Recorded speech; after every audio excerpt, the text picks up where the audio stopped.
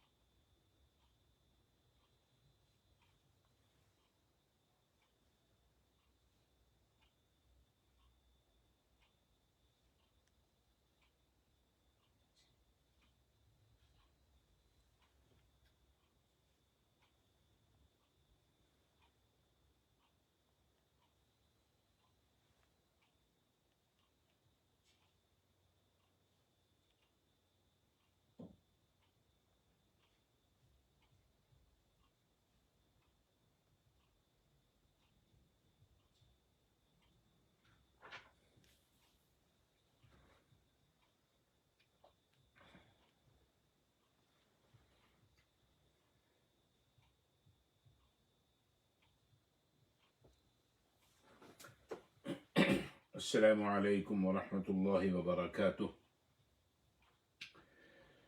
نحمده ونصلي ونسلم على رسوله الكريم، اما بعد فاعوذ بالله من الشيطان الرجيم، بسم الله الرحمن الرحيم۔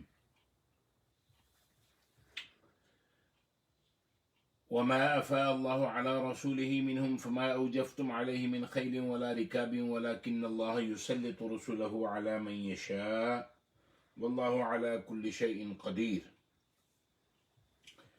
ما أفاء الله على رسوله من أهل القرى فلله وللرسول ولذي القربى واليتامى والمساكين وابن السبيل كي لا يكون دولة بين الأغنياء منكم وما آتاكم الرسول فخذوه وما نهاكم عنه فانتهوا واتقوا الله إن الله شديد العقاب۔ سورة الحشر ہے اور آپ کے سامنے میں نے آیت نمبر 6 اور آیت نمبر 7 کی تلاوت کی ہے۔ اب اس کا ترجمہ کر لیتے ہیں، پھر انشاءاللہ اس ترجمے کو تفصیل کے ساتھ اور تفسیر کے ساتھ بیان کریں گے۔ یہ آیات جو چل رہی ہیں، خاص طور پہ یہ اور آیت نمبر 10 تک کم و بیش، یہ جس طرح میں آپ سے ذکر کر دیتا ہوں کہ یہ بعض مشکل مقامات ہیں، اور ان کو سمجھنے کے لیے سیرت کا یہ حصہ جو مدینہ میں آنے کے بعد نبی پاک صلی اللہ علیہ وآلہ وسلم کو مختلف ان قبائل کے ساتھ جو معاملات پیش آئے، جس کا کچھ تفصیل کے ساتھ میں نے گزشتہ جمعے کو بھی ذکر کیا تھا۔ عام افراد جن کے ذہن میں یہ بیک گراؤنڈ نہ ہو تو ذرا یہ میں نے جیسے عرض کیا مشکل مقامات ہیں، لیکن اللہ تبارک و تعالی ہمیں فہم کی اور اللہ تبارک و تعالی ہمیں اس سے کچھ نہ کچھ حاصل کرنے کی توفیق عطا فرمائے۔ کہیں کہیں جو مشکل مقامات ہیں یہ بھی گزر جاتے ہیں۔ تو آیت نمبر 6 ہے، اللہ تبارک و تعالی فرماتے ہیں وما أفاء الله على رسوله منهم فما أوجفتم عليه من خيل ولا ركاب ولكن الله يسلط رسله على من يشاء۔ وما أفاء الله، ما أفاء الله، اور جو اموال فے، اموال مال کی جمع ہے، مال کا پلورل ہے، اور فے کیا ہے وہ میں انشاءاللہ ابھی آپ کو بتاؤں گا اور تھوڑی تفصیل اس کی دوں گا۔ تو فے اور غنیمت انشاءاللہ یہ آپ کی سمجھ میں آ جائے گا۔ اللہ تعالیٰ کیا فرماتے ہیں؟ وما افاء اللہ، آیت نمبر 6، اور جو اموال فے اللہ تعالیٰ نے ان سے نکال کر، یعنی کفار سے، اپنے رسول صلی اللہ علیہ وآلہ وسلم پر لوٹا دیے، تو تم نے نہ تو ان کے حصول پر کوئی گھوڑے دوڑائے تھے اور نہ اونٹ۔ ہاں، اللہ اپنے رسولوں کو جس پر چاہتا ہے غلبہ اور تسلط عطا فرما دیتا ہے، वल्लाहु अला कुल्लि शैइन कदीर, और अल्लाह हर चीज पर बड़ी कुदरत रखने वाला है। अब जो मैंने एक लफ्ज यहां पर आपसे बयान किया वो है माल फै। माल सिंगुलर, माल जो हम उर्दू में आम जुबान में इस्तेमाल करते हैं लफ्ज। अमवाल, माल का प्लूरल, माल की जमा। वेल्थ और माल वेल्थ। माल गनीमत लोग समझते हैं माल, और मैंने क्योंकि मैं तकारीर में भी कई दफ़ा ये जिक्र कर चुका हूँ, बयानात में भी जिक्र कर चुका हूँ, तो आप लोग शनासा हैं माल गनीमत क्या है और माल फै क्या है। माल गनीमत उस माल को कहते हैं जिसको मुसलमान फौज दुश्मन से जंग करके, मुकाबला करके और फतह याब होकर हासिल करती है। वो मालो मता, उसमें कुछ भी शामिल हो, हर चीज, घोड़े हैं, ऊंट है, असलहा है, खाने पीने का सामान है और कीमती अशया, जो कुछ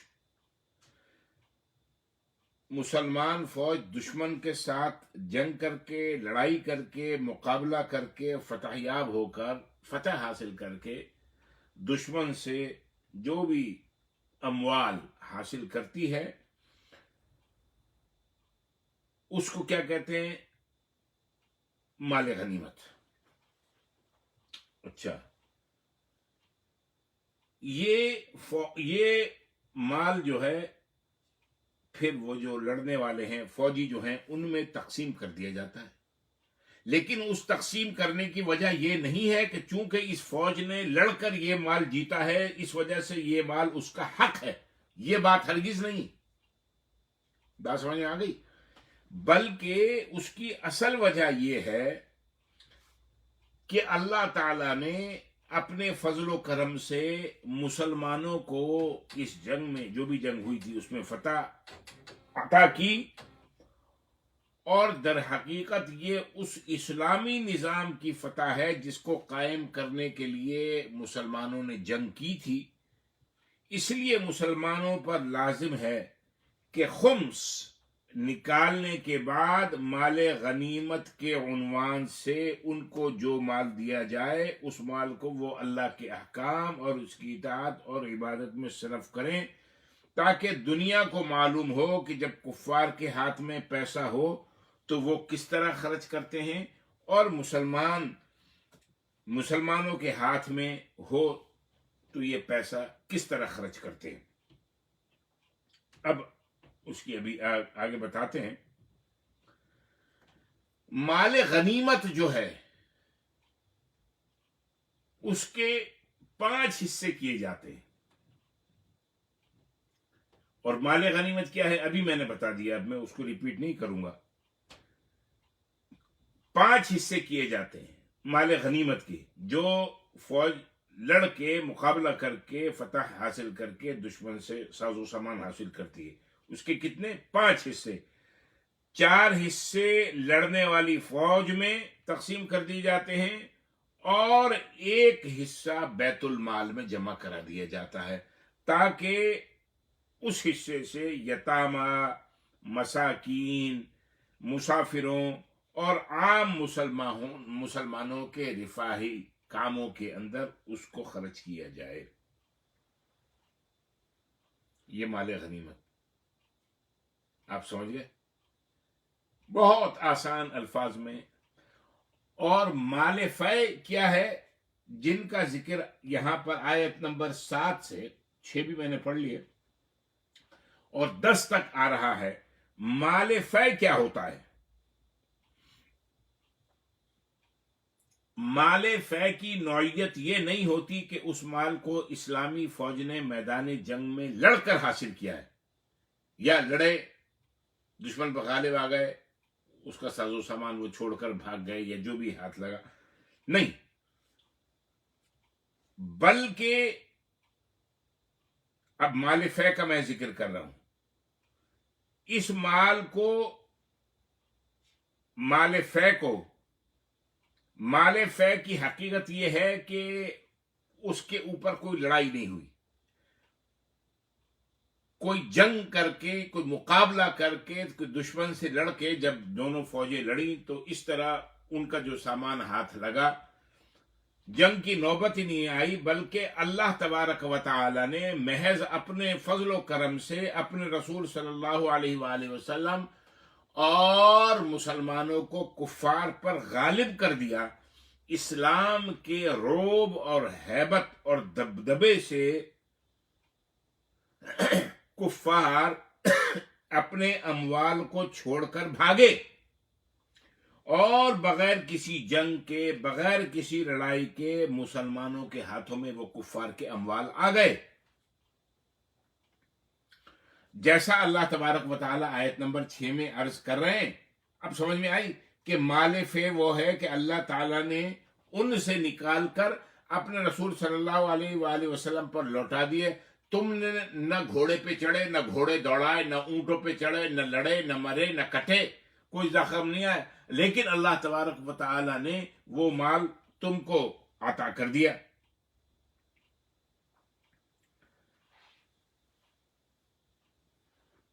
اچھا، اب مال فے کو رسول اللہ صلی اللہ علیہ وآلہ وسلم آپ کے قرابت داروں، یتامہ، مساکین اور مسافر پر خرچ کیا جائے. بات سمجھ میں آ گئی؟ مال غنیمت کس طرح تقسیم ہوگا اور مال فے کس طرح تقسیم ہوگا، اس کا آپ نے ذکر سن لیا. یہ انتہائی آسان الفاظ میں آپ کو بتانے کی کوشش کر رہا ہوں کہ اس کے اندر کوئی شرعی اور فقہی اور حدیثی اور قرآنک ٹرمینالوجیز استعمال نہیں کر رہا ہوں، اس لیے تاکہ یہ بات سمجھ میں آ جائے. اور آگے بھی انشاءاللہ اب یہ ذکر آئے گا. اب ہم اس آیت کے پھر ترجمہ اور ساتھ ساتھ تشریح کی طرف چلتے ہیں. اللہ تبارک و تعالی فرما رہے ہیں، یہی آیت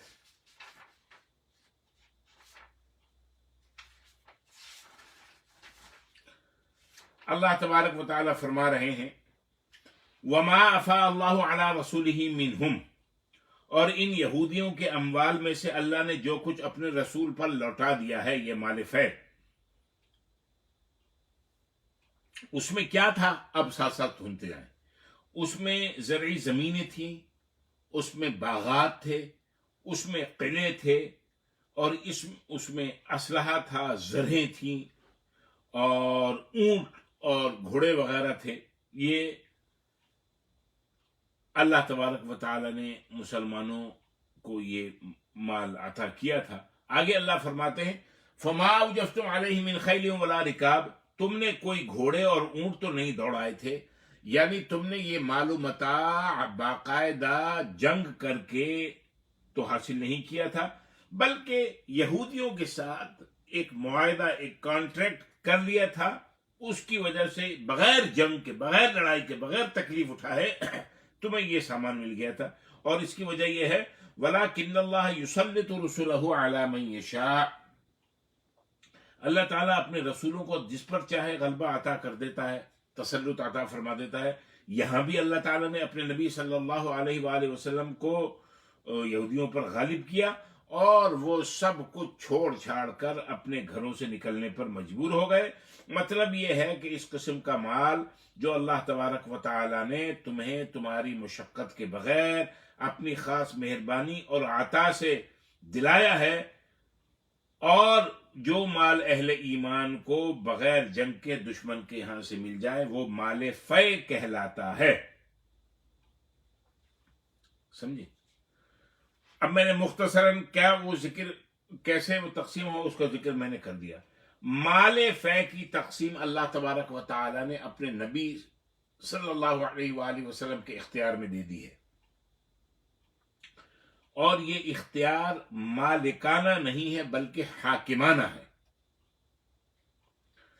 اللہ کا رسول اس مال میں سے اپنے ذاتی اخراجات اور خاندان والوں کا حصہ نکال کر کچھ محتاجوں میں تقسیم کر دیتا ہے، اور باقی مال عام مسلمانوں کی مصلحت کی خاطر، جیسے ابھی ذکر کیا، یتیم، غربا، مساکین اور مستضعفین، ان کے لیے استعمال ہوتا ہے۔ اور یہی مال اب عام اصطلاح سے میں محمد اور آل محمد صلوات اللہ وسلامہ علیہ اجمعین اور ازواج محمد صلی اللہ علیہ وآلہ وسلم، ان پہ استعمال ہوتا ہے، نبی پاک صلی اللہ علیہ وسلم کی ازواج کے لیے۔ اچھا،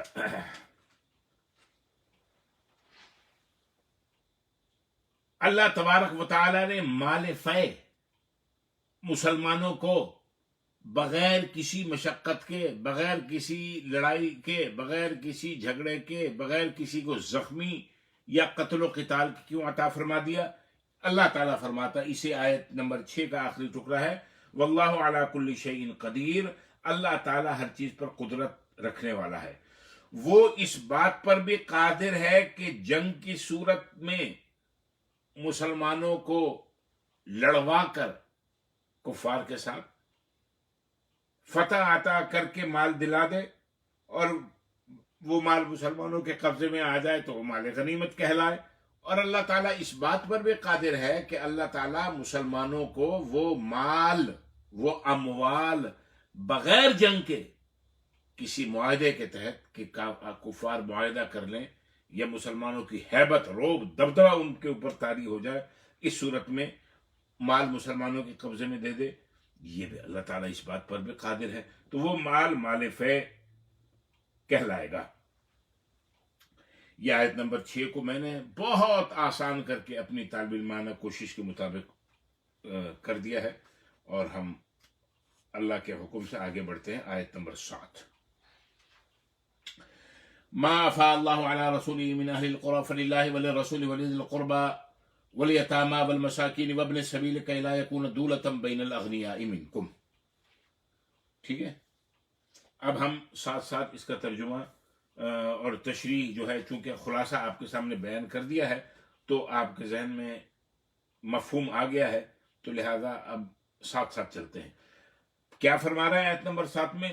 ما افاء اللہ علی رسولہ من اہل القرى، جو مال اللہ نے لوٹایا ہے اپنے رسول پر بستی والوں سے، جیسا کہ پہلے یہ پچھلے آیت میں بیان ہو چکا ہے۔ اس تقسیم کے متعلق اللہ تبارک و تعالی نے ارشاد فرمایا، فللہ، ما افاء، آیت نمبر 7 ہے سورہ حشر کی، ما افاء اللہ علی رسول من القرى فللہ، پس یہ اللہ کے لیے، یعنی سب سے پہلا حصہ اللہ کا ہے۔ اللہ نے جو مال بستی والوں میں سے اپنے رسول پر لوٹا دیا ہے، رسول کو مل گیا ہے، اس پر پہلا حق کس کا ہے؟ فللہ، اللہ۔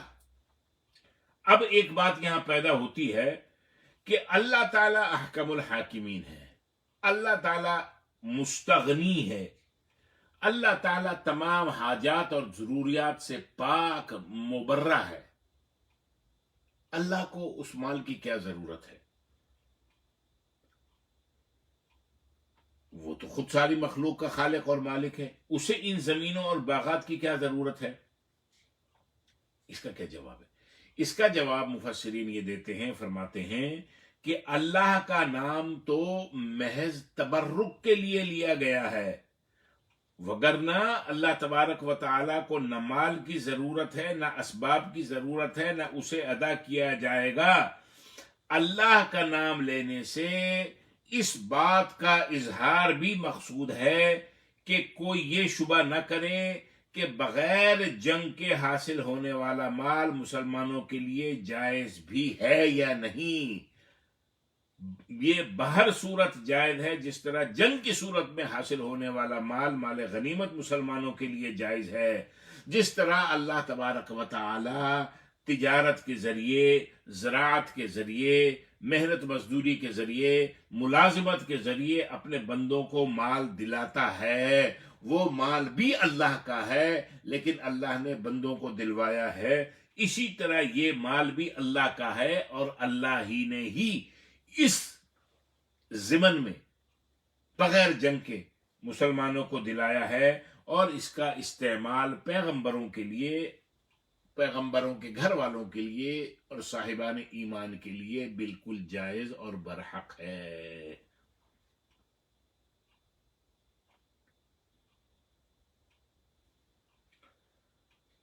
اللہ اکبر۔ پھر دوسرا کیا فرمایا؟ فللہ کے بعد وللرسول، یہ اللہ کے رسول کے لیے ہے، سمجھے؟ مال فے پر ایک حصہ، ایک حصے پر حق اللہ کے رسول کا ہے، چنانچہ رسول اللہ صلی اللہ علیہ وآلہ وسلم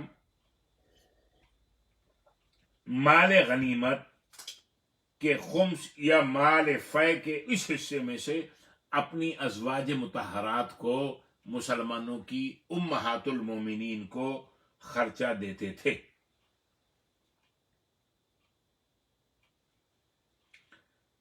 گھر کا اخراجات چلانے کے لیے، اپنے کھانے پینے کے لیے۔ خیبر کی زمین اور فدق کے باغ سے بھی آپ صلی اللہ علیہ وآلہ وسلم کو حصہ ملتا تھا، اور یہ شیئرز، یہ حصے نبی پاک صلی اللہ علیہ وسلم اپنے گھریلو اخراجات کے طور پر استعمال کرتے تھے، اور پھر آپ اس حصے میں غریب و محتاجوں کا حق بھی ادا کیا کرتے تھے۔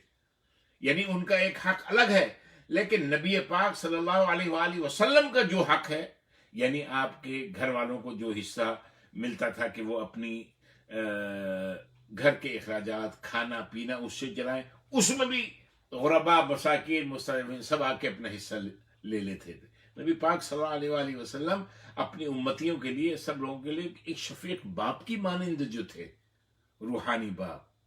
اس کی تفصیل میں نے آپ سے کئی دفعہ بیان کی ہے، ان جس میں نبی پاک صلی اللہ علیہ وسلم نے فرمایا کہ میں اپنی امت کے لیے شفیق باپ کی طرح ہوں۔ اللہ تعالیٰ نبی پاک صلی اللہ علیہ وآلہ وسلم کی محبت ہم سب کے دلوں میں عطا فرمائے۔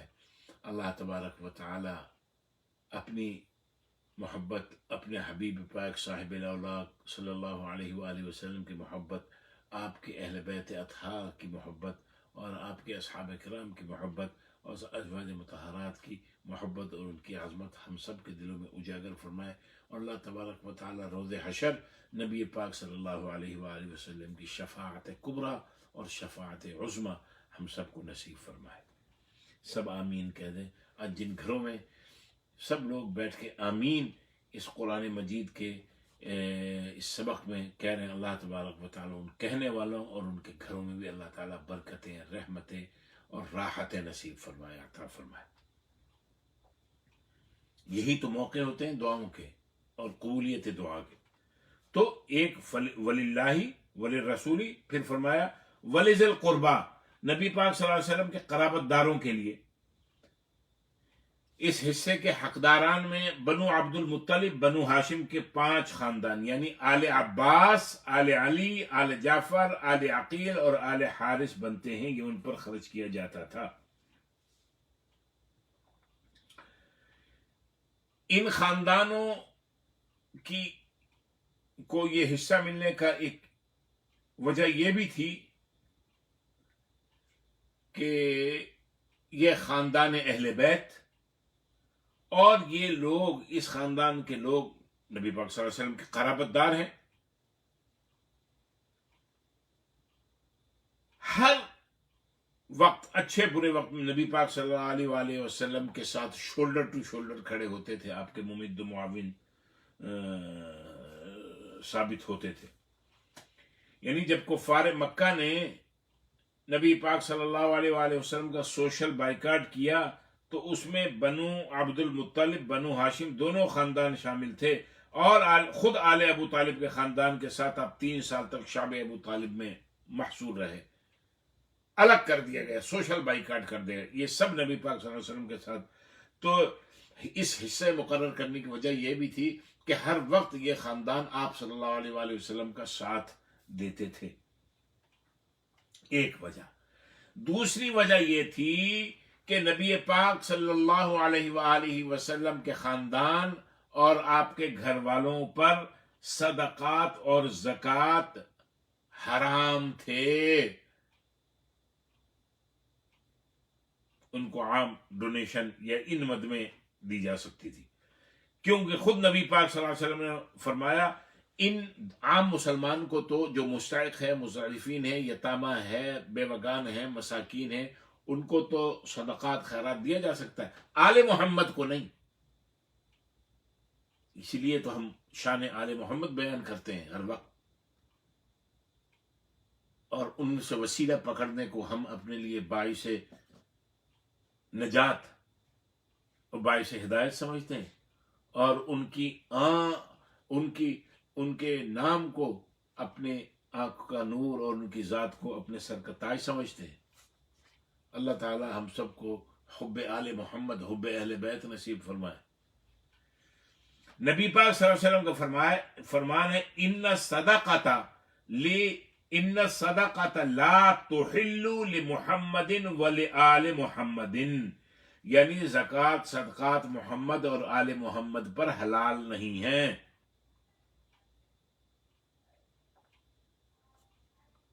وما افاء اللہ علی رسولہ من اہل القریٰ فللہ وللرسول، اب یہ جو بیان ہو رہا ہے ولذی القربیٰ، تو آل محمد میں میرے بھائی دوستو بزرگوں یہی خاندان آتے ہیں۔ پھر یاد رکھیں آل عباس، آل علی، آل جعفر، آل عقیل، آل حارث، یہ خاندان اہل بیت ہے۔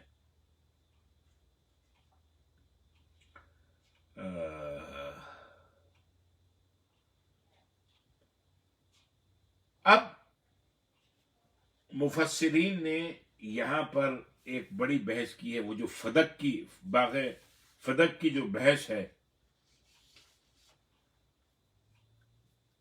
کہ وہ سیدہ فاطمہ الزہرا رضی اللہ تعالی عنہا سے لے لیا تھا۔ اس وقت ہم وہ کس کا حصہ تھا، وہ مال فے میں سے یہی تھا اس کا، لیکن ہم اس تفصیل میں اس وقت جا نہیں رہے، کیونکہ وقت اور ہمارے جو سامعین ہیں وہ اس کے متحمل نہیں ہیں اس وقت، اور ہم اس معاملے میں ایک اپنا مخصوص نظریہ اور ایک مخصوص فکر رکھتے ہیں۔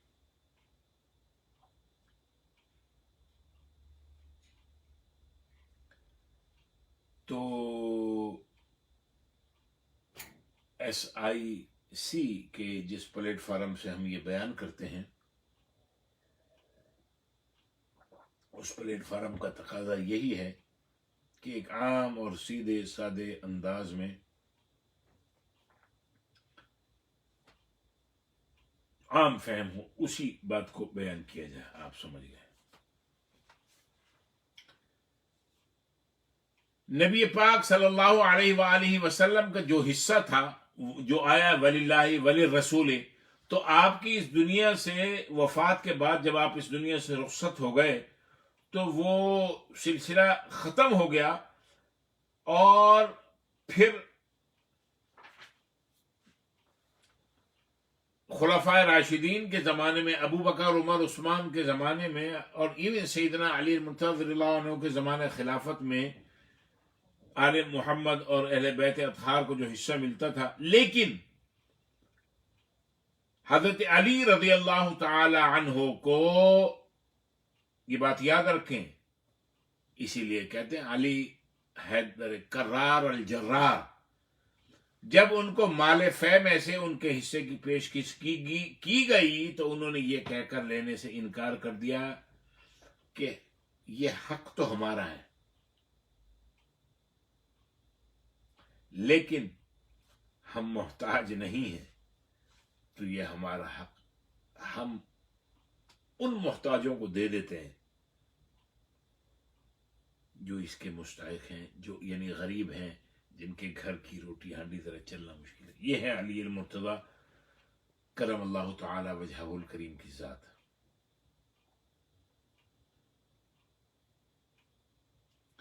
جو عام حالت کے علاوہ دوران نماز سائل کے سوال کو نہ ٹھکرائے اور نماز میں اپنی انگشتری نکال کے حوالے کر دے کہ میں نماز ختم کروں گا تو پتہ نہیں یہ چلا جائے گا، یہ نکل جائے گا، اس کا پیٹ بھرے گا یا نہیں بھرے گا، کہا یہ انما ولیکم اللہ ورسولہ والذین آمنوا الذین یقیمون الصلاۃ ویؤتون الزکاۃ وہم راکعون۔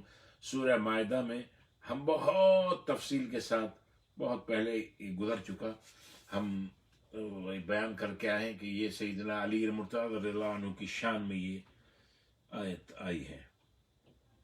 اللہ تعالی ہمیں حبداران علی میں سے بنائے۔ پھر فرمایا الیتامہ والیتامہ والمساکین وابن السبیل، یتیم مسکینوں اور وابن السبیل مسافروں کا۔ یتیم کون ہوتا ہے؟ وہ نابالغ بچہ ہوتا ہے جس کا باپ فوت ہو جائے، بعض اوقات اس کی گزر اوقات کا کوئی ذریعہ نہیں ہوتا، ایسے بے سہارا بچوں کا بھی اس میں حصہ ہے۔ اسی طرح مسکین وہ شخص ہوتا ہے جس کی بنیادی ضرورات کے لیے بھی مال کافی موجود نہ ہو۔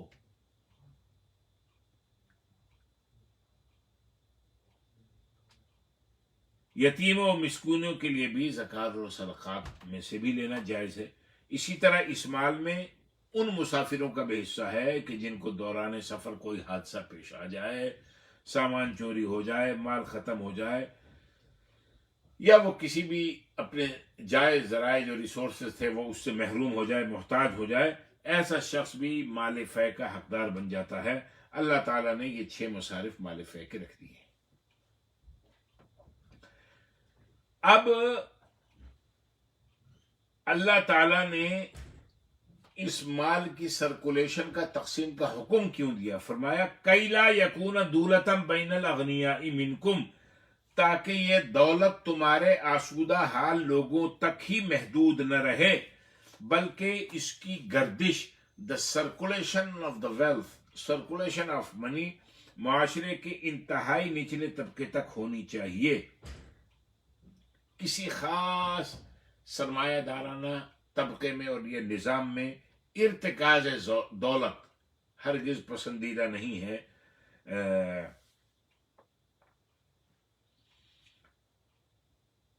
اسلام، مذہب اسلام کنسنٹریشن آف ویلتھ اس کو پسند نہیں کرتا، بلکہ یہ کیا کہتا ہے؟ یہ سرکولیشن آف ویلتھ کو پسند کرتا ہے۔ جب کنسنٹریشن آف ویلتھ ہوتی ہے تو دولت کا دوران جو ہے صرف ایک طبقے تک محدود ہو جاتا ہے، سرمایہ دارانہ طبقے تک۔ وہ لاکھ پتی، کروڑ پتی اور کروڑ پتی، ارب پتی اور ارب پتی، کھرب پتی بنتے ہیں، اور نچلا طبقہ غریب سے غریب تر اور غریب سے غریب ترین ہوتا جاتا ہے۔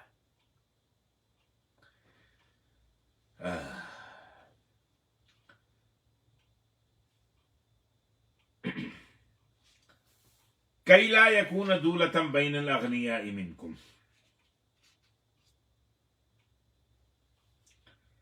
پھر آگے فرمایا وَمَا آتَاكُمُ الرَّسُولُ فَخُذُوا، جو اللہ کا رسول تمہیں جو چیز دیں وہ لے لو، وَمَا نَهَاكُمْ عَنْهُ فَانْتَهُوا، جس سے منع کریں اس کو چھوڑ دو۔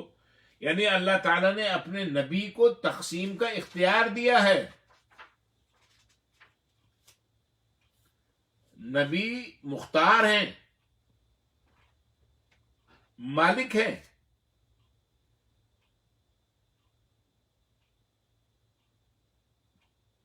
تم ان کی تقسیم پہ اور ان کے اختیار پہ کبھی اعتراض نہ کرنا، کوئی آبجیکشن ریز مت کرنا، جتنا حصہ تمہیں عطا کریں بخوبی لے لو۔ وَمَا نَهَاكُمْ عَنْهُ فَانْتَهُوا، جس چیزوں سے، جن چیزوں سے تمہیں روکیں، منع کریں، उनसे रुक जाओ, बच जाओ, पीछे हट जाओ।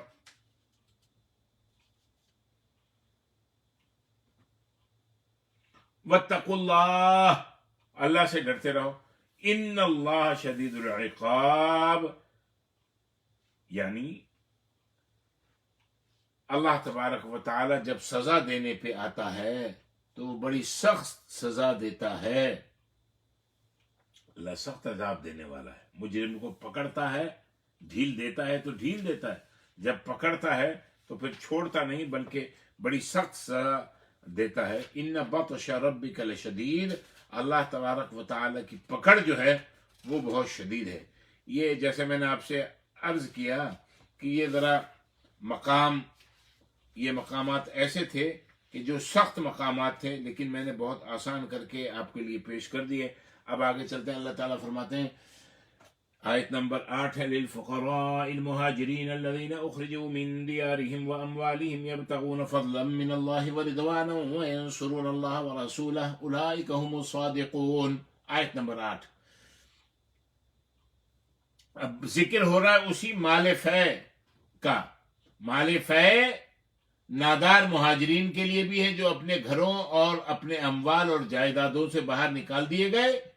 वो अल्लाह का फजल और उसकी रज़ा खुशनुदी चाहते हैं और अल्लाह और उसके रसूल की मदद करते हैं। यही लोग सच्चे मोमिन हैं।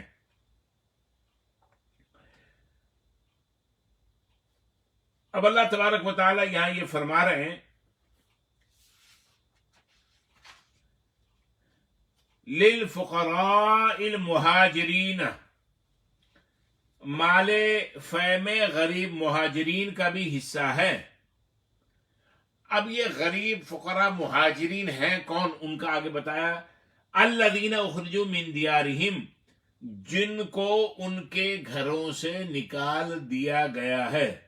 यानी कुरैश मक्का ने इन पर इस कदर मजालिम तोड़े, इस कदर जुल्म किए कि वो बेचारे अपना घर बार, अपनी जमीनें, अपना वतन, अपना कारोबार, हर चीज छोड़ने पर मजबूर हो गए। यानी मक्का में कसूर क्या था? कसूर सिर्फ एक था, ला इलाहा इल्लल्लाह मुहम्मद रसूलुल्लाह। अल्लाह को एक वहदहू ला शरीका लहू मान लिया था और अल्लाह के नबी की गुलामी में खुद को दे दिया था। मोहम्मद की गुलामी दीन हक की शर्त अव्वल है। अगर इसमें रहे खामी तो सब कुछ नामुकम्मल है। तो उनका कसूर क्या था? उन्होंने किसी का माल नहीं दबाया था, उन्होंने किसी को गाली नहीं दी थी, उन्होंने किसी को बुरा भला नहीं कहा था। एक चीज थी कि नबी पाक सल्लल्लाहु अलैहि वसल्लम ने जब ला इलाहा इल्लल्लाह मुहम्मद रसूलुल्लाह का झंडा बुलंद किया था तो वो लोग नबी पाक सल्लल्लाहु अलैहि वसल्लम के इस ला इलाहा इल्लल्लाह मुहम्मद रसूलुल्लाह के झंडे तले जमा हो गए थे। ये बात थी। और फिर कई पुश्तों से, सदियों से वो लोग अपने घरों में मुकीम थे, उनकी जमीनें थी, जो भी जिसका सिलसिला था।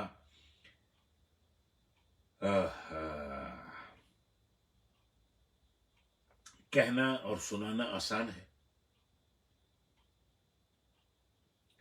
जो हिजरत करता है उसको मालूम होता है कि अपना घर छोड़ना, अपना वतन छोड़ना, अपनी मट्टी छोड़ना कितना मुश्किल काम होता है। फरमाया उखरिजू मिन दियारिहिम, जिनको उनके घरों से निकाल दिया गया, व अमवालिहिम, और उनको अपने मालों की भी कुर्बानी देनी पड़ी। बागात, अनाज, घोड़े, ऊंट, भेड़, बकरियां, साजो सामान, घर, जमीनें सब छोड़ना पड़ा। और मदीना पहुंचकर फौरी तौर पे काम करना या अपने आप को एस्टेब्लिश करना ये भी मुमकिन नहीं था। अक्सर मुहाजिरीन अंसार मदीना की मदद से गुज़र औक़ात कर रहे थे। अल्लाह तबारक व तआला ने इस किस्म के नादार मुहाजिरीन को भी माले फ़ै का हिस्सेदार बना दिया।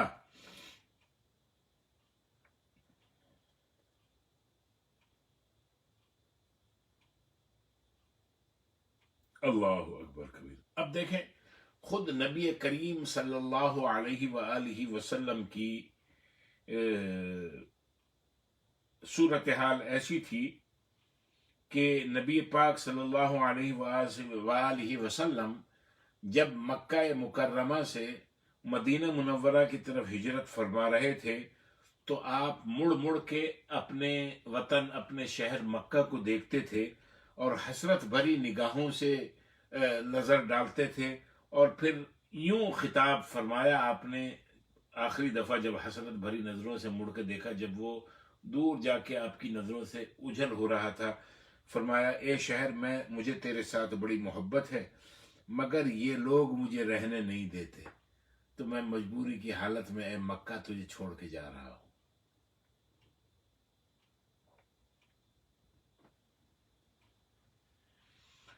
اللہ اکبر۔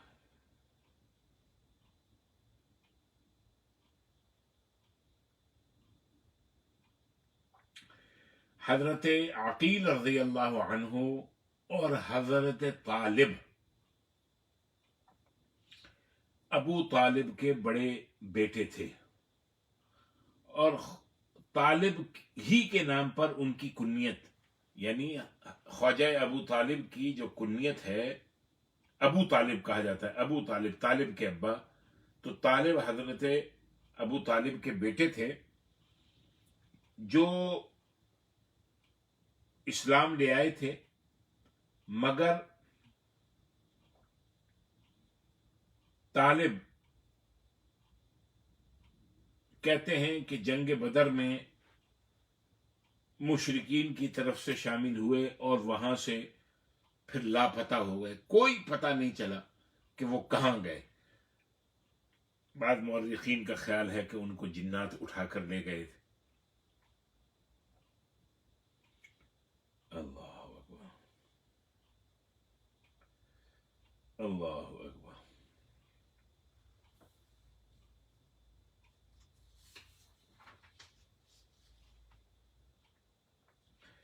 پھر آگے اللہ تبارک و تعالیٰ فرماتے ہیں فقراء المہاجرین الذین اخرجوا من دیارہم واموالہم یبتغون فضلا من اللہ ورضوانا، یہ لوگ اللہ کا فضل اور اس کی خوشنودی کے متلاشی ہیں، اللہ کے فضل اور اس کی خوشنودی، اس کا کرم چاہنے والے ہیں۔ اللہ تبارک و تعالی یہاں مہاجرین کی فضیلت بیان فرما رہے ہیں جنہوں نے مکہ سے مدینہ کی طرف ہجرت فرمائی تھی، کہ یہ کسی مال غنیمت میں سے مال کے طلبگار یا مال کے لالچی نہیں ہے، یا مال فے میں سے مال کے طلبگار مال کے لالچی نہیں ہے۔ اللہ ان کی شان بیان کر رہا ہے، آیت نمبر 8 ہے سورہ حشر کی، اس کا ٹکڑا ہے جن کو میں ٹکڑے ٹکڑے کر کے ترجمہ اور تشریح کر رہا ہوں۔ یبتغون فضلا من اللہ ورضوانا، یہ اللہ کا فضل اور اس کی رضا چاہ رہے ہیں۔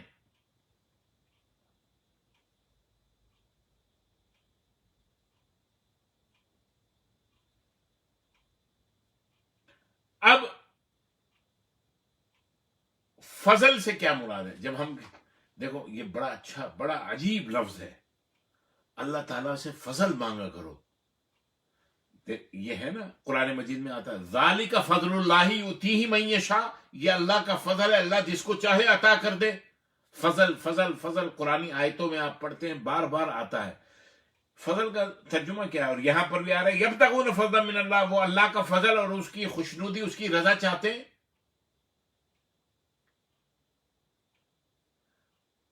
آج میں ابھی آپ کو فضل کا مطلب بتاتا ہوں، تو آپ انشاءاللہ اپنی ہر دعا میں اپنے لیے اللہ تبارک و تعالیٰ کا فضل مانگیں۔ اللہ تعالیٰ مجھے، آپ کو، ہم سب کو، سننے والوں کو اللہ تعالیٰ اپنا فضل عطا فرما دے۔ شاہ ولی اللہ محدث دہلوی رحمۃ اللہ علیہ فرماتے ہیں کہ فضل سے مراد یہ ہے کہ اس دنیا کی زندگی کو اچھے طریقے سے گزارنا، اور یہ اسی صورت میں ممکن ہے جب انسان کے پاس زندگی کی تمام جائز سہولیات میسر ہوں۔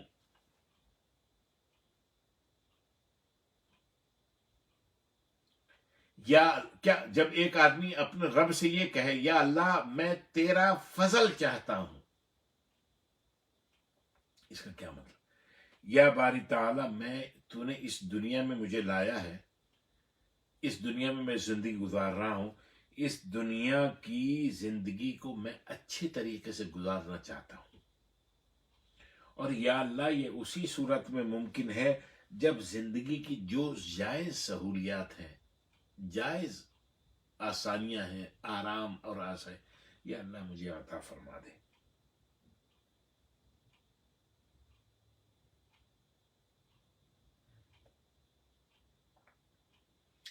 آج جمعہ ہے، جمعے کی نماز آپ سب نے پڑھی ہے، اللہ تعالیٰ میری آپ کی ہم سب کی نماز جمعہ اپنی بارگاہ میں قبول فرمائے۔ قرآن مجید کی ایک سورت ہے سورہ جمعہ، فرائیڈے، چیپٹر فرائیڈے۔ اس میں جہاں جمعے کا اور اس کی ذکر ہے، کیا کرنا چاہیے، فضیلت، اس میں ایک ہے وَابْتَغُوا مِنْ فَضْلِ، جب تم نماز فَإِذَا قُضِيَتِ الصَّلَاةُ فَانتَشِرُوا فِي الْأَرْضِ وَابْتَغُوا مِنْ فَضْلِ، جب نماز ادا کر لو جمعے کی اور پھر زمین میں پھیل جاؤ، اپنے اپنی جگہوں پہ چلے جاؤ، کیا کرو؟ وَابْتَغُوا مِنْ فَضْلِ اللَّهِ، اللہ کا فضل تلاش کرو، یعنی حلال روزی تلاش کرو، ایسے مینز، ایسے ریسورسز، ایسے وسائل جس سے دنیا کی زندگی اچھے طریقے سے گزاری جائے۔ اللہ کا فضل، زندگی کی سہولت اور بے شمار مقامات۔ تو اللہ کا فضل مانگا کر، اللہ تعالیٰ اپنا فضل مجھے، آپ کو، ہم سب کو عطا فرما دے۔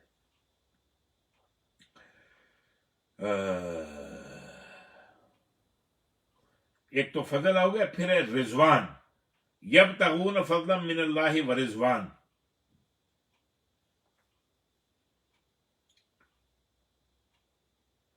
رضوان سے مراد ہے اقتراب، یعنی اللہ تبارک و تعالی کا قرب۔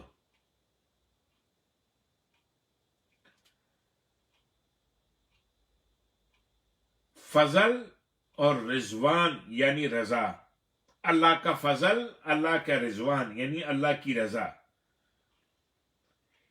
یعنی اگر ہم اللہ تعالی سے فضل مانگیں تو ہم یہ فضل، اس کا مطلب یہ ہے کہ یا اللہ ہم اپنی دنیا کی زندگی کو بہتر بنانا چاہتے ہیں، یا باری تعالیٰ دنیا کی زندگی کی بہتر سہولتیں، آسائشیں اور آرام، خواہ وہ بیوی کی طرف سے ہوں، بیوی کو شوہر کی طرف سے ہوں، اولاد کی طرف سے ہوں، اولاد کو ماں باپ کی، ماں باپ کو اولاد کی، رشتہ داروں کو ایک دوسرے کی، دوستوں کو ایک دوسرے کی، کمیونٹی کے لوگوں کو ایک دوسرے کی، یا باری تعالیٰ وہ فضل ہم کو عطا فرما دنیا کے لحاظ سے، اور رضا، رضوان یعنی اگلے جہان کی سہولت، اگلے جہاں کی سرخ روئی، اگلے جہاں کی کامیابی، اگلے جہاں کی سربلندی ہمیں عطا فرما۔ اللہ تعالیٰ آپ کو مجھے فضل بھی عطا فرمائے، اللہ تعالیٰ آپ کو مجھے اپنی رضا و رضوان بھی عطا فرمائے، آمین۔ دیکھو، مومن اور کافر کی زندگی کا فرق یہی ہے کہ مومن ایک ایسی حیات طیبہ کی تلاش میں رہتا ہے جس میں اسے رزق حلال نصیب ہو، اس کا معاشرہ درست ہو، گھر درست ہو، برائیاں، ظلم، جور، ستم، ناانصافیاں، بد اعتدالیاں، ان کا خاتمہ ہو جائے اور انسان ترقی کی منازل طے کرتا چلا جائے۔ اس کے برخلاف جرائم کا سے بھرپور زندگی جس میں لوٹ کھسوٹ، عیاشی، فحاشی، بدکاری، عریانی، چوری چکاری، ڈاکے، اغوا ہوں، وہ حیات طیبہ نہیں ہو سکتی بلکہ حیات خبیثہ، جس میں آج نعوذ باللہ لوگوں کی اکثریت مبتلا ہے۔ دل تو چاہتا ہے کہ نام لے لوں اپنے علاقوں کا، لیکن ہمیشہ کے لیے ریکارڈ ہو جائے گا، تو بہت سی چیزیں میں गुरेज करता हूँ, अल्लाह तबारक व ताला उनकी भी इस्लाह फरमाए, उस जगह की भी इस्लाह फरमाए जहाँ से हमें सुबह दोपहर शाम रात कोई खैर की खबर नहीं आती। हम रहने वाले हैं उसी उजड़े दयार के।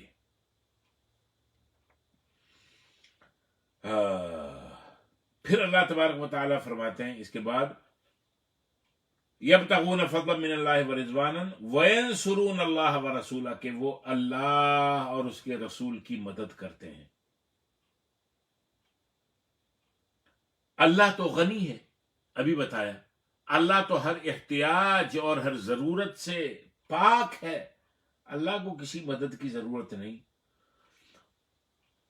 और रसूल करीम सल्लल्लाहु अलैहि वसल्लम को भी किसी मदद की जरूरत नहीं है।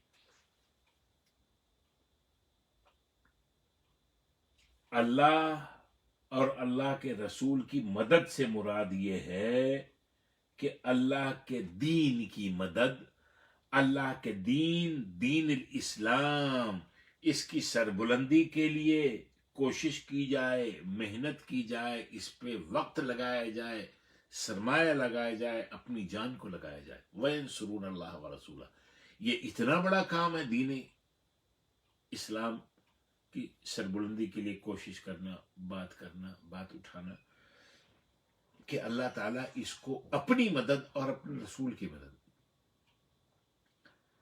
अल्लाह ताला के दीन की मदद करके अल्लाह की मदद के मिसदाक है। फिर अल्लाह ताला, आप पीछे पढ़ के आए, अल्लाह ताला फरमाता है उलाइका हिज़्बुल्लाह, यही अल्लाह की पार्टी के लोग हैं। अल्लाह कहता है कि ये मेरी पार्टी है।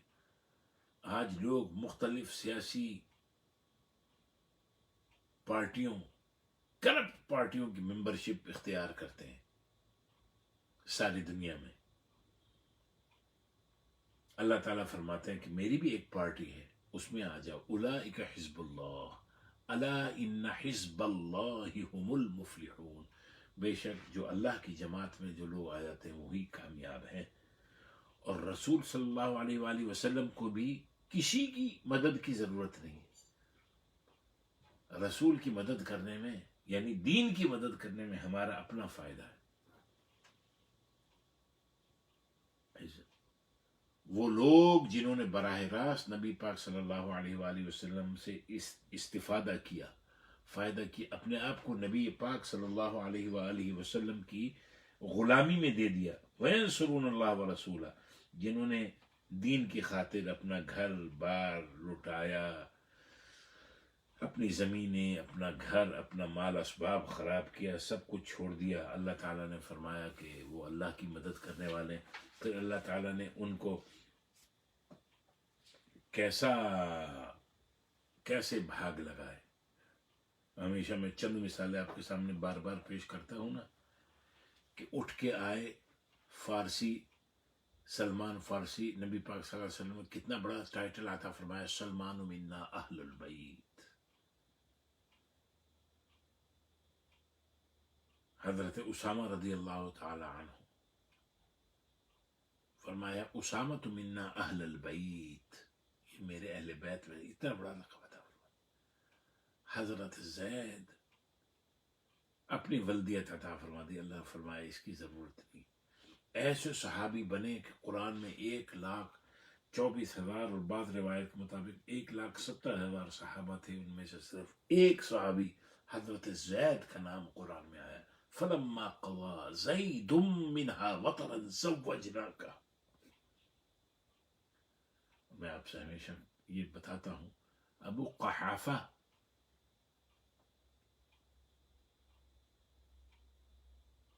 कौन जानता था? सिद्दीक़ अकबर बना दिया, उमर को फारूक आज़म बना दिया, उस्मान को ज़िन्नूरैन बना दिया, अली को अल जर्रार, अल हैदर, अल कर्रार,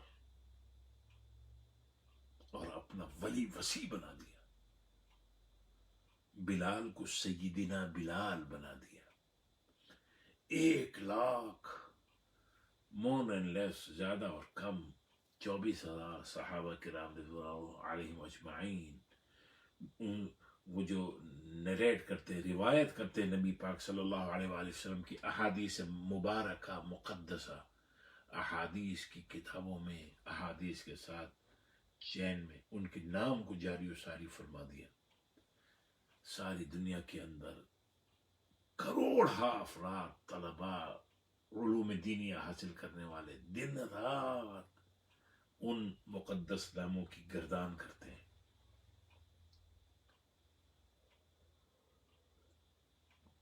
چین آف نریٹرز بیان کرتے ہیں. یہ کم اعزاز اور سعادت ہے جو اللہ کے اور اللہ کے نبی کے ہو جاتے ہیں، پھر اللہ اور اللہ کے نبی ان کے ہو جاتے ہیں. من کان للہ کان اللہ لہو، جو اللہ کا ہو گیا، نبی پاک صلی اللہ علیہ وسلم نے فرمایا اللہ اس کا ہو گیا. اب آگے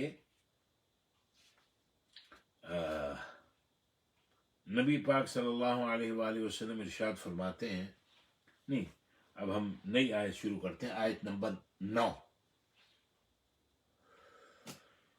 انشاءاللہ.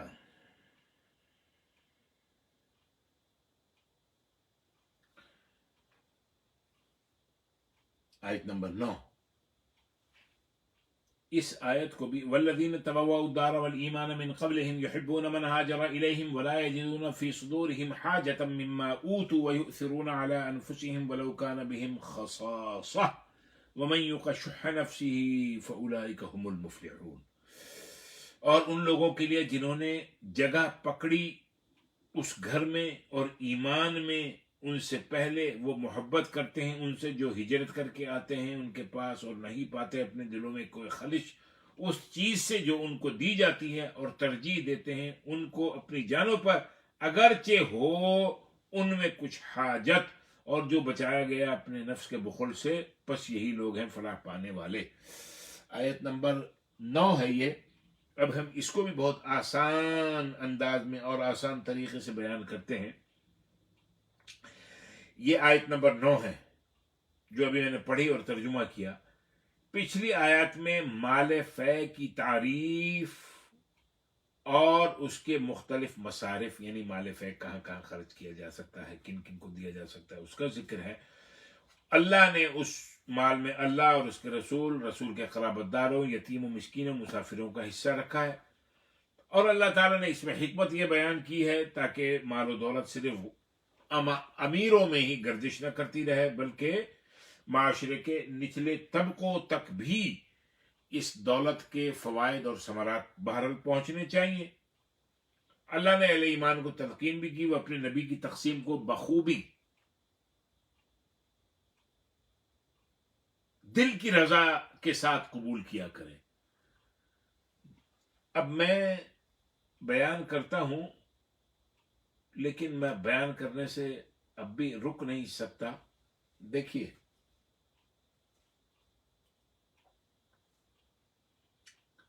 سب کو اللہ کے نبی صلی اللہ علیہ وآلہ وسلم نے اموال دیے، جو غلام اور کنیزیں آئیں وہ بھی دیں، پھر ان کے آزاد کرنے کا ایک سلسلہ.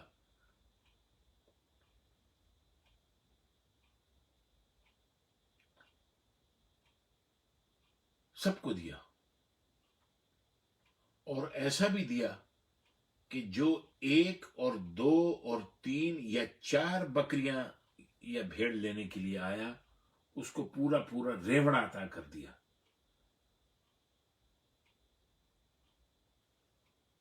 کسی دل میں یہ بات نہیں آئی کہ مانگنے 1 2 3 4 آیا تھا، سب دے دیا، کئی ہزار دے دی. اللہ کے نبی المختار، صاحب اختیار، اللہ کی طرف سے صاحب اختیار.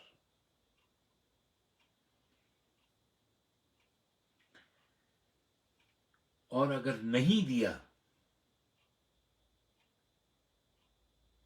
تو اس ہستی کو نہیں دیا.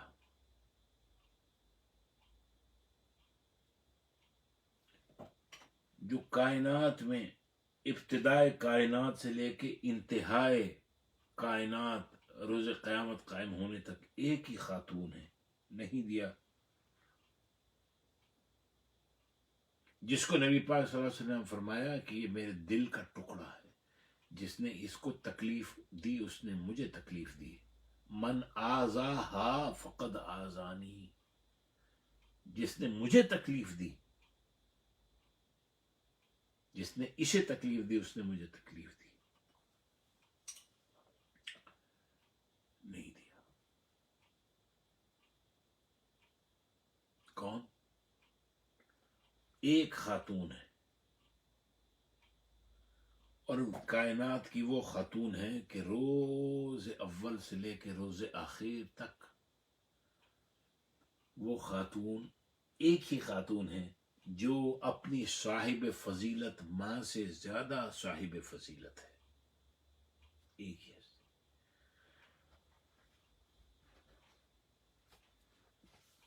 وہ ام المومنین سیدہ خدیجۃ الکبریٰ رضی اللہ تعالی عنہا جیسی جلیل القدر ماں کی صاحب فضیلت بیٹی، جس کو ہم سب سر جھکا کے سیدہ فاطمۃ الزہرا خاتون جنت سلام اللہ علیہا کہتے ہیں۔ اللہ کے نبی، تو نبی کے ماننے والوں کی ایک شان یہ بھی بتائی، یہ بات میں نے کیوں کی، وَمَن يُوقَ شُحَّ نَفْسِهِ فَأُولَٰئِكَ هُمُ الْمُفْلِحُونَ، حاجت ہو نہ ملے، دل میں کچھ نہ لائے، عزیز ترین بیٹ سب کو دیا، اپنوں کو غیروں کو، سب کو سب کو سب کو سب کو۔ سیدہ فاطمۃ الزہرا کو کہا کہ میں یہ سیدھے ہاتھ پہ تمہیں سبحان اللہ الحمدللہ اللہ اکبر دیتا ہوں۔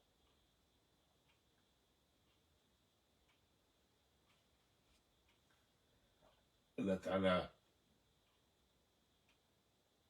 خاتون جنت سیدہ فاطمۃ الزہرا رضی اللہ تعالی عنہا، ان کے درجات اپنی شان کے مطابق بلند فرمائے،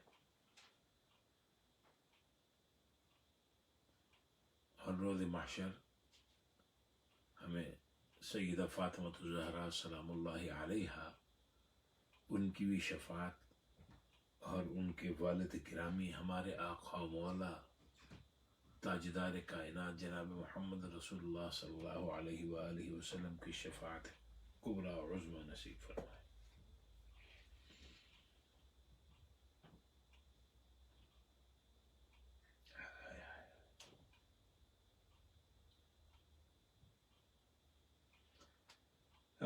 اب اللہ تبارک و تعالی ان آیت میں انصار مدینہ نے جو قربانیاں دیں، جو ایثار کیا، اس کا تذکرہ اللہ تبارک و تعالی فرما رہے ہیں۔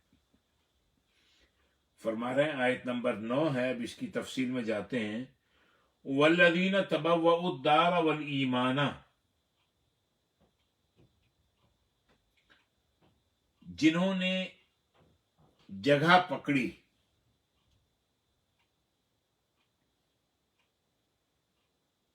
گھر میں یعنی مدینہ میں، اور کس میں، والایمان اور ایمان میں، من قبلہم ان سے پہلے،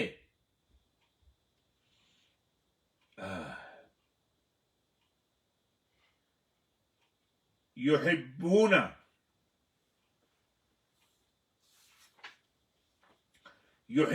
من ہاجر الیہم، جنہوں نے ان کی طرف ہجرت کر کے آنے والوں کے ساتھ محبت کی،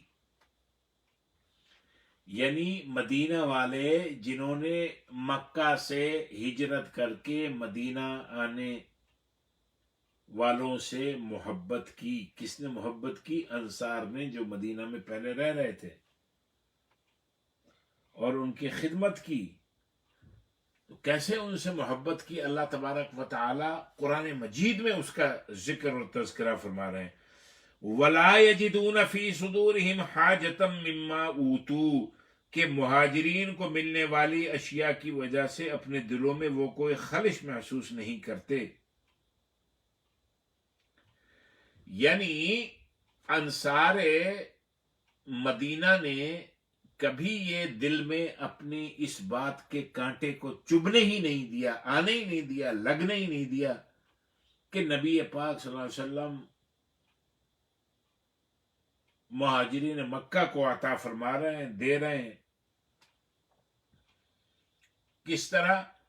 جس طرح سیدہ فاطمہ الزہرا نے یہ کبھی محسوس نہیں کیا، دل میں ملال نہیں لائیں کہ میرے ابا جان میرے ابا جان ہیں، میرے ابا جان میرے بھی نبی ہیں، میں بھی اپنے ابا جان کی امتی ہوں، سب کو عطا فرما رہے ہیں، مجھے نہیں دے رہے.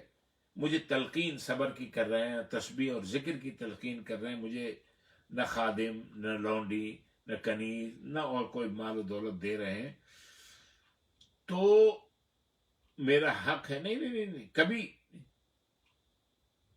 بالکل انصار مدینہ وہ کوئی دل کے اندر ملال اور خیال نہیں لے کے آ رہے، بلکہ وہ یہ محسوس کر رہے ہیں کہ یہ لوگ اپنا گھر بار چھوڑ کے آئے، زمینیں چھوڑ کے آئے، کاروبار چھوڑ کے آئے، سب کچھ چھوڑ کے آئے، برباد ہو کے آ گئے سب کچھ، تن تنہا جو ہاتھ میں پکڑ کے اٹھا کے اگر لا سکتے تھے لے آئے. لہذا اب اگر ان کو ان کی کمزوری اور ضعف کی بنیاد پہ یا تنگ دستی کی بنیاد پہ ان کی اس وقت مدد کی جا رہی ہے، مال و اسباب اگرچہ اس میں ہم بھی حصہ لے رہے ہیں لیکن دیا ان کو جا رہا ہے، لڑنے میں ہم بھی حصہ لے رہے ہیں، جان اپنی ہم بھی پیش کر رہے ہیں، تو لہذا ان کے دلوں اور زبان پر اس معاملے پہ کوئی حرف شکایت کبھی نہیں آیا.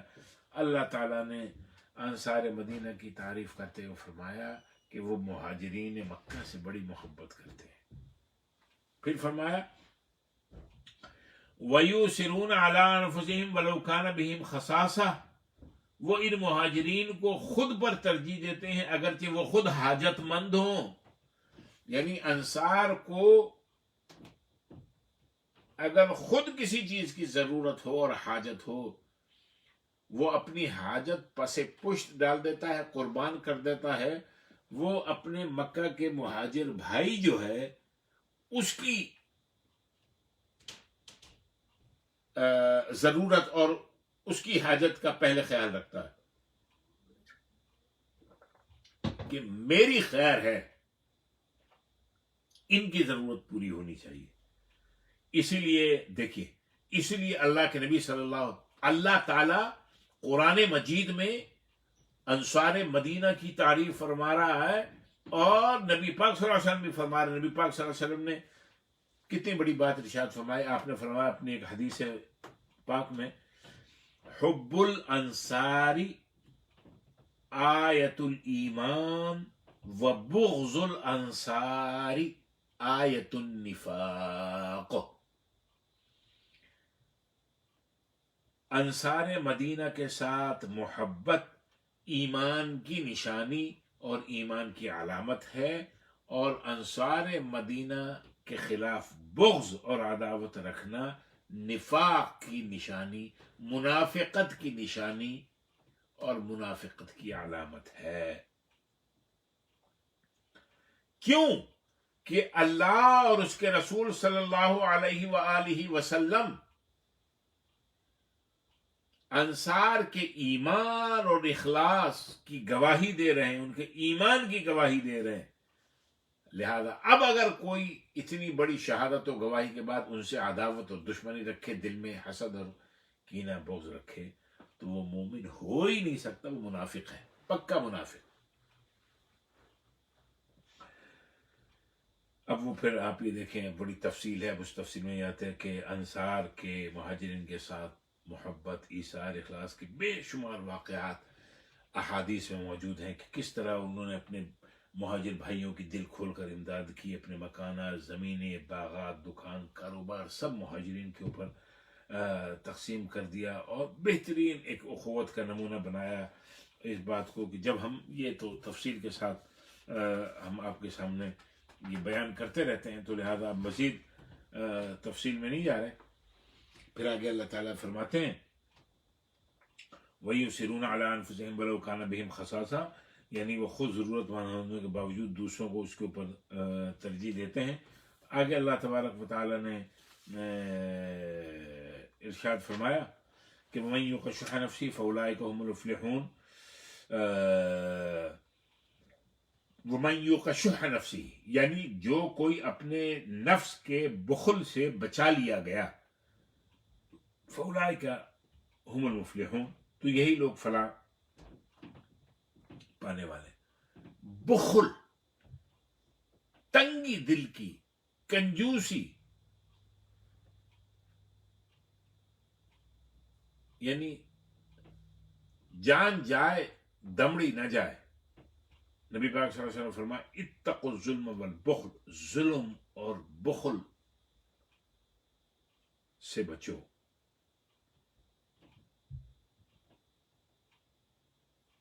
ظلم بھی ظلم ہے، دوسروں پر ناجائز زیادتی روا رکھنا.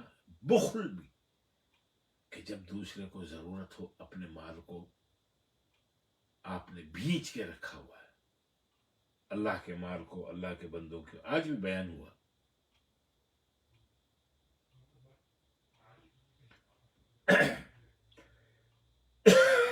اللہ تبارک و تعالی ہم سب کو ظلم سے اور بخل سے اللہ تبارک و تعالی مامون و محفوظ رکھے. آیت نمبر 10 کی طرف چلتے ہیں. والذین جاءوا من بعدهم يقولون ربنا اغفر لنا ولإخواننا الذين سبقونا بالإيمان ولا تجعل في قلوبنا غلا للذين آمنوا ربنا إنك رؤوف رحيم. اور وہ لوگ بھی جو ان مہاجرین و انصار کے بعد آئے اور وہ یہ عرض کرتے ہیں کہ ہمارے رب ہمیں بخش دے، اور ہمارے ان بھائیوں کو بھی جو ایمان لانے میں ہم سے آگے بڑھ گئے، اور ہمارے دلوں میں ایمان لانے والوں کے لیے کوئی کینہ اور بغض باقی نہ رکھ. اے ہمارے رب بے شک تو بہت شفقت فرمانے والا، بہت رحم فرمانے والا ہے. والذین جاءوا من بعدهم اور وہ لوگ بھی مال فے کے حقدار ہیں. کون؟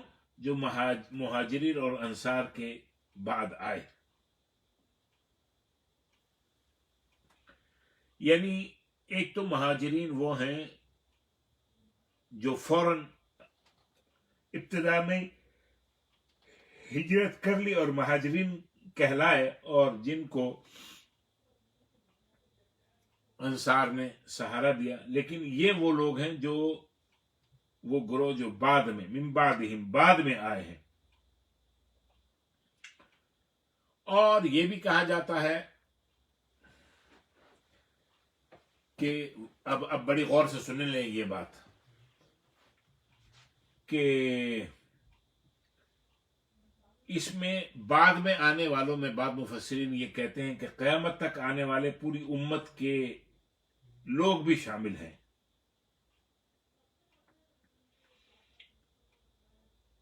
مسلمان بھی ایک جگہ سے دوسری جگہ ہجرت کرتے ہیں، اور مسلمان اب ایک والذین جاءوا من بعدہم، اور وہ جو ان کے بعد آئے آتے رہیں گے. یعنی قیامت تک مسلمان ایک جگہ سے دوسری جگہ ہجرت کرتے رہیں گے. بعض مفسرین اس کو بھی شامل کرتے ہیں.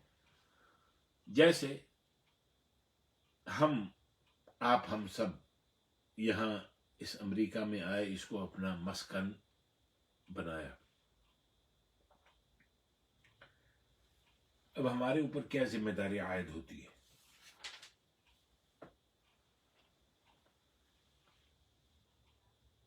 ہمارے اوپر یہ ذمہ داری عائد ہوتی ہے کہ ہم ایک اچھے انسان اور اچھے مسلمان کے طور پہ اپنے آپ کو پیش کریں.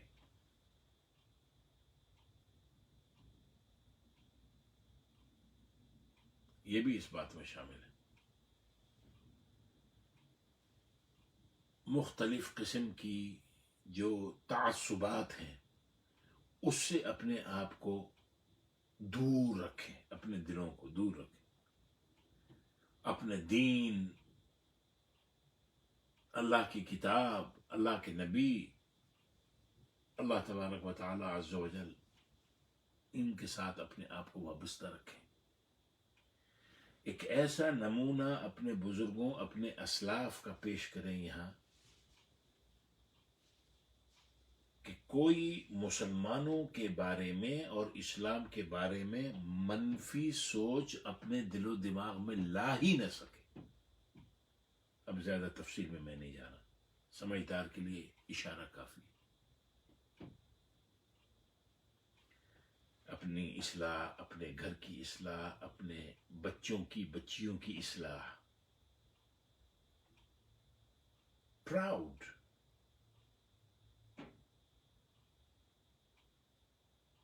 that we are Muslims, proud that we are American. والذین جاءوا من بعدهم یقولون، وہ یہ کہتے ہیں، ربنا اغفر لنا، اے ہمارے پروردگار ہمیں معاف فرما دے، ولاخواننا الذین سبقونا بالایمان، اور ہمارے ان بھائیوں کو بھی بخش دے جنہوں نے ہم سے پہلے ایمان میں سبقت کی۔ اور یہاں کے لوگوں کے لیے سب سے بڑی دعا یہ، یا باری تعالی ان کو بھی ہدایت ایمانی نصیب فرما اور ہمیں ذریعہ بنا۔ وَلَا تَجْعَلْ فِي قُلُوبِنَا غِلًّا لِّلَّذِينَ آمَنُوا، اور ہمارے دلوں میں ان لوگوں کے لیے کھوٹ نہ رکھ جو ایمان لا چکے ہیں۔ شاہ ولی اللہ محدث دہلوی رحمۃ اللہ علیہ فرماتے ہیں کہ ایک مسلمان کی ہمیشہ یہ دعا ہونی چاہیے کہ اس کے دل میں کسی دوسرے مسلمان کے بارے میں کسی قسم کا کینہ، بغض، حسد، عداوت، دشمنی نہ ہو۔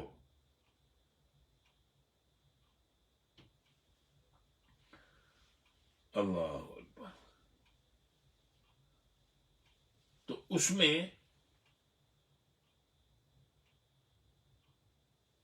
یہ ہم سے پہلے کون ایمان لائے؟ نبی پاک صلی اللہ علیہ وآلہ وسلم کے بعد ہم سے پہلے کے زمانوں میں سب سے پہلا خیر القرون قرنی، حضور نے فرمایا بہترین زمانہ میرا زمانہ ہے، اس کے بعد آنے والا، پھر اس کے بعد آنے والا، ثم الذین یلونہم ثم الذین یلونہم۔ اب آج تو اس بہترین زمانے میں سب سے پہلے لوگ کون تھے؟ صحابہ اور اہل بیت اطہار، اس کے بعد تابعین تبع تابعین۔ آج بہت سے لوگ صحابہ کرام رضوان اللہ علیہم اجمعین کو بھونکتے ہیں، اور بہت سے لوگ اہل بیت اطہار صلوات اللہ وسلامہ علیہم اجمعین ان کو بھونکتے ہیں۔ اللہ تبارک و تعالی ہمیں ان دونوں کے شر سے محفوظ فرمائے۔ ہم ان سے برات کا اعلان کرتے ہیں۔ ہم حبداران اہل بیت بھی ہیں، اور ہم حبداران صحابہ رضوان اللہ تعالی علیہم اجمعین بھی ہیں۔ اسی کو ہم اپنے لیے کامیابی کا باعث اور راستہ سمجھتے ہیں۔ اللہم صلی علی محمد وعلی آل محمد۔ اور صحابہ کے لیے ہے رضوان اللہ تعالی علیہم اجمعین رضی اللہ عنہم۔ اب آگے اللہ تبارک و تعالی فرماتے ہیں، آیت نمبر 11، یہ میں بڑے یعنی کوشش کی ہے کہ بڑے آسان الفاظ میں ہم اور آسانی کے ساتھ، یہ جو چند جگہ مشکل مقامات آ جاتے ہیں، اور میں نے آپ سے کہا کہ یہ مشکل مقام تھا، کوشش کر کے ان مقامات سے آپ کو نکال کے لے جاؤں۔ اب آیت نمبر 11،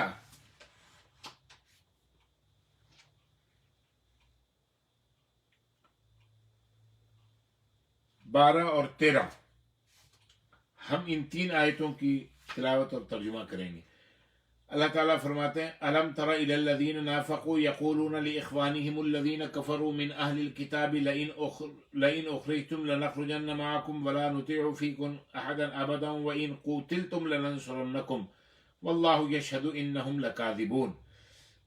کیا آپ نے ان منافقوں کو نہیں دیکھا جو اپنے ان بھائیوں سے کہتے ہیں جو اہل کتاب میں سے کافر ہو گئے ہیں کہ اگر تم یہاں سے نکالے گئے تو ہم بھی ضرور تمہارے ساتھ ہی نکلیں گے، اور ہم تمہارے معاملے میں کبھی بھی کسی ایک کی اطاعت نہیں کریں گے، اور اگر تم سے جنگ کی گئی تو ہم ضرور بھی ضرور تمہاری مدد کریں گے۔ واللہ یشہد انہم لکاذبون، اور اللہ گواہی دیتا ہے کہ وہ یقیناً جھوٹے ہیں۔ لئن اخرجوا لا یخرجون معہم، اگر وہ کفار یہود مدینہ یہود مدینہ سے نکال دیے گئے، اگر وہ نکال دیے گئے تو یہ یعنی یہ منافقین ان کے ساتھ کبھی نہیں نکلیں گے. وَلَئِن قُوتِلُوا لَا يَنصُرُونَهُمْ، اگر ان سے یعنی ان یہودیوں سے جنگ کی گئی تو یہ ان کی مدد نہیں کریں گے. وَلَئِن نَصَرُوهُمْ لَيُوَلُّنَّ الْأَدْبَارَ، اور اگر انہوں نے ان کی مدد کی بھی تو یہ ضرور پیٹ پھیر کر بھاگ جائیں گے. ثُمَّ لَا يُنصَرُونَ، پھر ان کی کہیں سے مدد نہیں ہو سکے گی. لَأَنْتُمْ أَشَدُّ رَهْبَةً فِي صُدُورِهِمْ مِنَ اللَّهِ، اے مسلمانوں بے شک ان کے دلوں میں اللہ سے بھی زیادہ تمہارا روب اور خوف ہے. اللہ سے نہیں ڈرتے، تم سے ڈرتے ہیں وہ لوگ. ذَلِكَ بِأَنَّهُمْ قَوْمٌ لَا يَفْقَهُونَ، یہ اس وجہ سے ہے کہ وہ ایسے لوگ ہیں جو سمجھ ہی نہیں رکھتے. اب یہ بات سن لیجئے مختصر، بڑی تفصیل میں جائے بغیر پھر میں آپ سے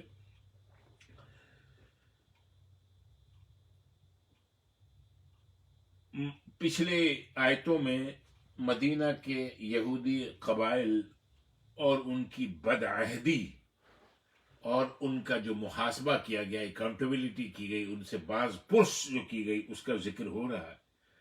اب یہ آج ہم یہ جو آیت نمبر 11 اور یہ پڑھی ہیں، ان میں ان منافقین کا ذکر ہو رہا ہے جنہوں نے یہودیوں کو مسلمانوں کے ساتھ جو وہ ایک پیکٹ ہوا تھا، عہد ہوا تھا، کانٹریکٹ ہوا تھا، اس کو توڑنے پہ اکسایا تھا اور اہل ایمان کے خلاف ان کی مدد کا وعدہ کیا تھا.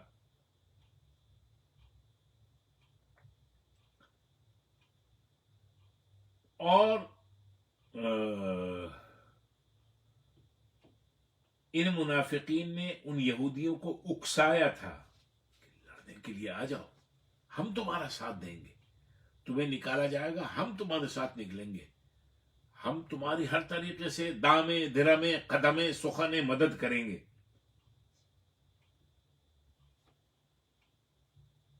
کوئی نہیں آیا. منافق کا تو کام یہی ہے. یہ منافقین کے بارے میں آ رہی ہے نا، الم تر الی الذین نافقوا، اپنے ان منافقوں کو نہیں. منافقین کی تو اللہ تعالیٰ نے نبی پاک صلی اللہ علیہ وسلم نے فرما دیا نا کہ آیت المنافق ثلاث، منافق کی 3 نشانیاں ہیں. پہلی کیا؟ اذا حدث کذب، جب بات کرے جھوٹ بولے. وَإِذَا وَعَدَ أَخْلَفَ، جب وعدہ کرے وعدہ خلافی کرے. وَإِذَا اؤْتُمِنَ خَانَ، جب امانت رکھائی جائے خیانت کرے. کیا ہے؟ بالکل حدیث دیکھیں، بہترین اس آیت کی تفسیر اس حدیث کے ساتھ ہو رہی ہے. منافقین کی جو بدماشیاں ہیں، اللہ تعالیٰ فرماتے ہیں الم تر الی الذین نافقوا، کیا تم نے ان منافقین کی طرف نہیں دیکھا؟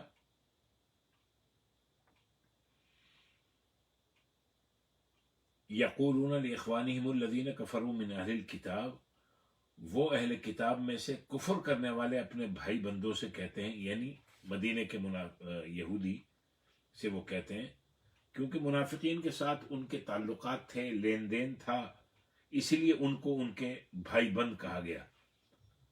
جن کے ساتھ جن کے ایک روابط ہوتے ہیں، تعلقات پرانے ہوتے ہیں، پھر کاروبار بھی مشترکہ ہوتا ہے، تو وہ بھائی بند کہلاتے ہیں. تو اسی لیے ان کو ان کا قرآن نے ان کے لیے یہ اصطلاح استعمال کی. کیا کہا تھا ان یہودیوں سے، ان منافقین نے؟ لَنُخْرِجَنَّ مَعَكُمْ، ہم بھی تمہارے ساتھ نکل جائیں گے. وَلَا نُطِيعُ فِيكُمْ أَحَدًا أَبَدًا، اور تمہارے بارے میں ہم کسی کی کوئی بات نہیں مانیں گے. وَإِنْ قُوتِلْتُمْ لَنَنصُرَنَّكُمْ، اگر یہ مسلمان تم سے جنگ کریں گے تو ہم تمہاری مدد کریں گے. ان منافقین نے یہودیوں کی حوصلہ افزائی کی، اکسایا، ورغلایا.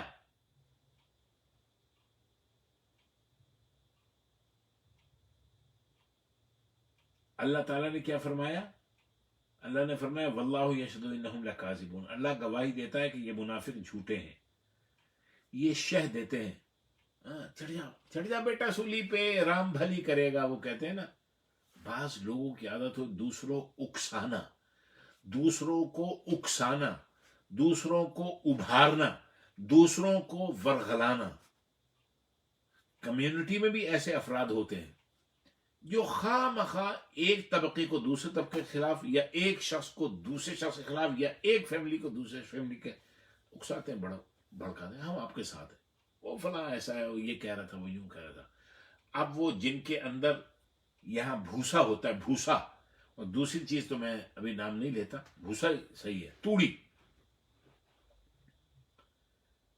وہ ایسے لوگوں کی باتوں میں آتے ہیں، فلاں یہ کہہ رہا تھا، فلاں یہ سن رہا تھا، یہ منافق آئے، فاسق آئے، کوئی بات کرے تو اللہ تعالیٰ فرماتے ہیں قرآن مجید میں، فتبینوا، اس کی تحقیقات کر لیا کرو، انویسٹیگیٹ کر لیا کرو، جا کے پوچھ لیا کرو۔ ایسے بڑے بے ایمان لوگ ہر جگہ موجود ہوتے ہیں۔ تو یہی یہودیوں جیسی اسمارٹ قوم کو بھی وہ کیا کہتے ہیں، ماموں بنا دیا ان منافقین نے، چڑھا دیا۔ جب موقع آیا ان کی مدد نہیں کی، پیچھے ہٹ گئے۔ یہی کام ہے، منافق کا کام یہی ہوتا ہے، جہاں بیٹھے گا دوسروں کو اکسائے گا، ورغلائے گا، ابھارے گا۔ اللہ نے فرمایا لئن اخرجوا، اگر ان یہودیوں کو نکال دیا گیا، لا یخرجون معهم، یہ منافقین ہرگز تمہارے ساتھ نہیں نکلیں گے، ولئن قتلوا لا ینصرونهم، اگر یہودیوں سے جنگ ہو گئی تو یہ کبھی یہودیوں کی مدد کے لیے نہیں آئیں گے، یہ جھوٹے ہیں اپنے دعوے میں۔ وَلَئِن نَصَرُوهُمْ، اور اگر یہ مدد کرنے کے لیے نکل بھی گئے تو عین موقع میں پھر دھوکہ دیں گے، لَيُوَلُّنَّ الْأَدْبَارَ، تو پیٹ پھیر کر بھاگ جائیں گے، ثُمَّ لَا يُنصَرُونَ، پھر تمہیں کہیں سے بھی مدد نہیں ملے گی۔ تم مسلمانوں کے ساتھ اپنا پیکٹ، اپنا کانٹریکٹ، اپنا معاہدہ توڑنے سے پہلے، ان کی سازشوں میں ان کے خلاف آنے سے پہلے سوچ سمجھ کے کام لو۔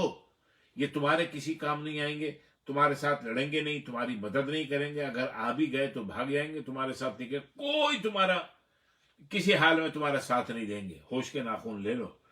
لَأَنْتُمْ أَشَدُّ رَهْبَةً فِي صُدُورِهِم مِّنَ اللَّهِ، اب اہل ایمان کو اللہ تعالیٰ مخاطب کرتے ہوئے فرماتے ہیں لَأَنْتُمْ أَشَدُّ رَهْبَةً فِي صُدُورِهِم مِّنَ اللَّهِ، باعتبار خوف کے تم ان کے سینوں میں اللہ کی نسبت زیادہ شدید ہو، اللہ سے اتنا نہیں ڈرتے یہ جتنا تم سے ڈرتے ہیں اے مسلمانوں۔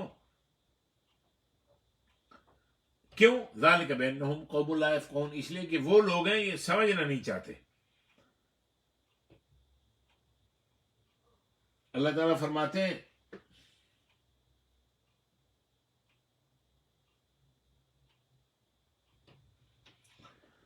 ذالک بانہم قوم لا یفقہون، ٹھیک ہے، آیت نمبر 13 تک ہو گئے۔ لا یقاتلونکم جمیعا الا فی قری محصنۃ او من وراء جدر، لا یقاتلونکم جمیعا، وہ سارے مل کر بھی تم سے جنگ نہیں کریں گے، اگر مقابلہ بھی کرنا پڑے تو کھل کر سامنے آنے کی جرت نہیں کریں گے، الا فی قری محصنۃ، یا محفوظ بستیوں میں، او من وراء جدر، یا دیوار کے پیچھے، دیوار یعنی اگر تمہارے اوپر جنگ اور لڑائی تھوپ بھی دی گئی تو یہ قلعہ بند ہو جائیں گے، دیوار، پہاڑ، درخت کی آڑ میں لے کے تیر تلوار چلائیں گے، یہ تمہارے سامنے اے مسلمانوں یہ آ نہیں سکتے۔